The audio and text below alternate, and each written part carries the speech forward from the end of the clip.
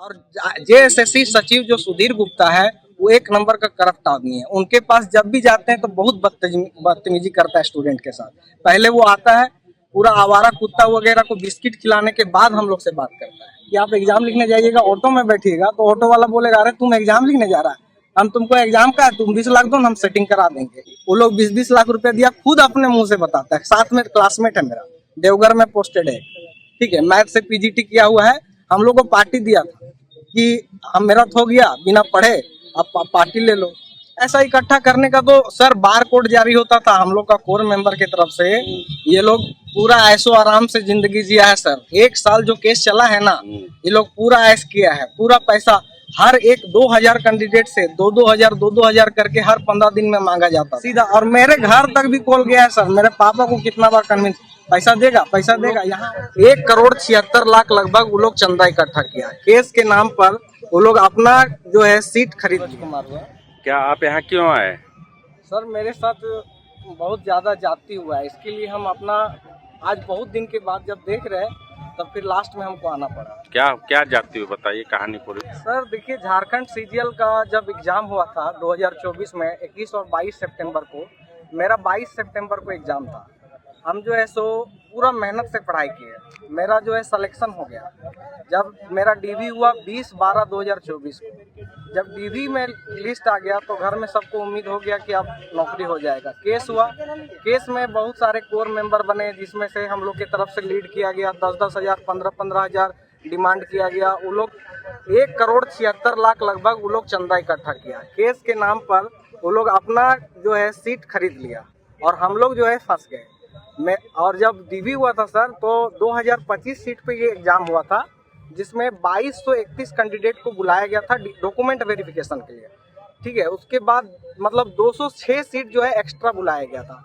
जब उसके पास available candidate था और जो है अवेलेबल कैंडिडेट होने के बावजूद जब फर्स्ट मेरिट लिस्ट आया तो 1930 आदमी का रिजल्ट 1932 रिजल्ट दिया गया। बाद में जब हम लोग जेएसएससी ऑफिस गए तो सचिव सर बोले कि अब जो बचा हुआ 300 लड़का जो मतलब डीवी कराया हुआ है उसमें से हमको 83 रिजल्ट देना है। 10 जो नेपाल एंगल है उसके लिए हम लोग रखे हुए हैं। तो उसके बाद फिर जब हम लोग इंतजार किए तो किस्त में रिजल्ट आना शुरू हुआ। पहले 32 रिजल्ट आया, फिर 38 रिजल्ट आया। पहला 32 रिजल्ट तो पुराना डीवी वाला कैंडिडेट का लिया गया, लेकिन जब 38 रिजल्ट आया तो उसमें 32 नया डीवी एक्स्ट्रा बुलाया गया, जो एकदम अवैध रूप से है। इसके लिए हम लोग अजीत कुमार पर केस भी फाइल किए हुए हैं कि जब हम लोग पहले से अवेलेबल थे। अजीत कुमार कौन है? अजीत कुमार झारखंड हाईकोर्ट के वरीय अधिवक्ता हैं। उनके ऊपर क्यों केस कर दिया? उनके ऊपर हम केस नहीं किए, उनके पास हम लोग गए हैं कि हम लोग के साथ गलत हुआ है। इसके लिए हम लोग जो है अपना मांग रखने के लिए कि सर देखिए, हम लोग पहले से अवेलेबल थे, उसके बाद जनरल सीट में जो अधिकार नहीं है उसका निकालने का, उसमें जनरल सीट पे डॉक्यूमेंट वेरिफिकेशन बुलाया गया।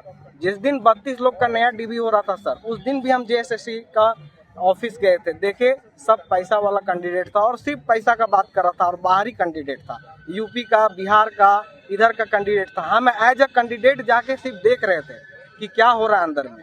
तो ऐसा मतलब तो कौन लोग, जो नेता कौन लोग थे, कहाँ से पैसा इकट्ठा हुआ, ये सब बताओ। ये सब पैसा इकट्ठा करने का तो सर बार कोड जारी होता था हम लोग का कोर मेंबर की तरफ से। ये लोग पूरा ऐशो आराम से जिंदगी जिया है सर। 1 साल जो केस चला है ना, ये लोग पूरा ऐश किया है। पूरा पैसा हर एक 2000 कैंडिडेट से 2-2 हजार करके हर 15 दिन में मांगा जाता था। कोई कैंडिडेट 20,000 दिया है, कोई 15,000 दिया है, कोई 17,000 दिया है, ऐसे करके सब लोग पैसा दिया है। और जो हम लोग साथ है सर, मेरा सीजीएल में डीवी करा के हटाया गया। अभी मेरा फॉरेस्ट रेंज ऑफिसर में पीटी और मेंस दोनों हुआ है।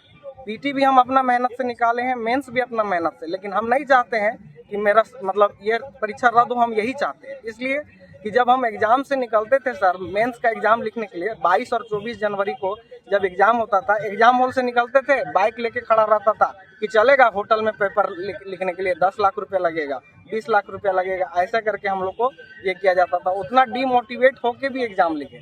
मेंस में भी मतलब ये नाम आ गया, रोल नंबर भी आपको दिखा सकते हैं, 24 42 43 65 मेरा रोल नंबर है मेंस का। यानी जेएसएससी सीजीएल की जो जिन्होंने जेएसएससी और जेपीएससी सारे बिके हुए। जिन्होंने लड़ाई लड़ी, जिन छात्र नेताओं ने, उनमें से कौन कौन लोग थे? उनमें कुछ नाम है याद आपको? सर बहुत सारा नाम है, पंकज मौर्य नाम है, उसके बाद मृत्युंजय कौन सा नाम है, बहुत सारा कोर मेंबर है मेरे पास, उसका ग्रुप लिस्ट है।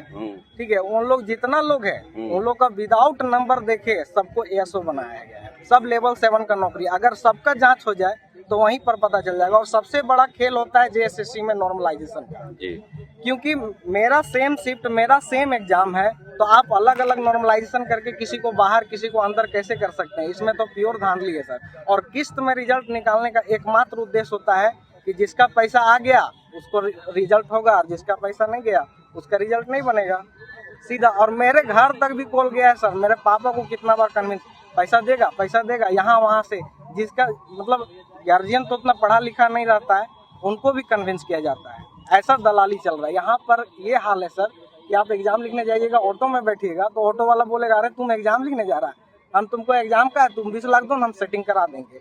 ये माहौल बना हुआ है कि जो पढ़ा लिखा नहीं है उसको भी पता है कि यहाँ सेटिंग बहुत धड़ल्ले से चल रहा है। और बताते हैं पीजीटी का मामला, झारखंड पीजीटी का जब एग्जाम हुआ था सर, तो बोकारो का एक सेंटर है, उसमें से एक सेंटर में 481 कैंडिडेट का सिलेक्शन हुआ, जिसमें से मेरा गांव का 2 लड़का है। वो लोग 20-20 लाख रुपए दिया, खुद अपने मुंह से बताता है, साथ में क्लासमेट है मेरा, देवघर में पोस्टेड है। ठीक है, मैथ से पीजीटी किया हुआ है। हम लोग को पार्टी दिया था कि हम मेरा हो गया बिना पढ़े, अब पार्टी ले लो। ऐसा करके हम लोग इतना झेल रहे हैं सर। यानी जिन छात्र नेताओं ने लड़ाई लड़ी वो भी उसमें गड़बड़ी में शामिल हो गए, बिल्कुल। दलाल लोग, सरकार के लोग, सब वो शामिल लोग हो का जेएसएससी से डायरेक्ट सचिव से कांटेक्ट था सर। अच्छा। और जेएसएससी सचिव जो सुधीर गुप्ता है वो एक नंबर का करप्ट आदमी है। उनके पास जब भी जाते हैं तो बहुत बदतमीजी करता है स्टूडेंट के साथ। पहले वो आता है, पूरा आवारा कुत्ता वगैरह को बिस्किट खिलाने के बाद हम लोग से बात करता है। हम लोग जो एकदम बोलता है दूर हो, इधर उधर, ऐसे करके इतना बदतमीजी करता है, कभी भी आंसर नहीं देता है सर। सबसे बड़ा करप्ट ऑफिसर अगर बोला जाए तो जेएसएससी का सचिव है, वो खुद बीपीएससी से सेलेक्टेड होकर सचिव बना हुआ है। तो सोच लीजिए वो कैसे कितना प्रमोशन लेके वो बैठा हुआ है। Thank you.